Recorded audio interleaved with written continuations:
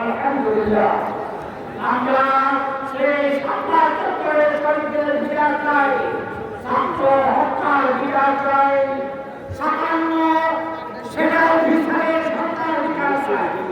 এই পর্যায়ে আপনাদের সামনে গুরুত্বপূর্ণ বক্তব্য রাখবেন হেফাজত ইসলাম বাংলাদেশের কেন্দ্রীয় নায়ক আমির হযরত মাওলানা আব্দুল হামিদ সাহেব।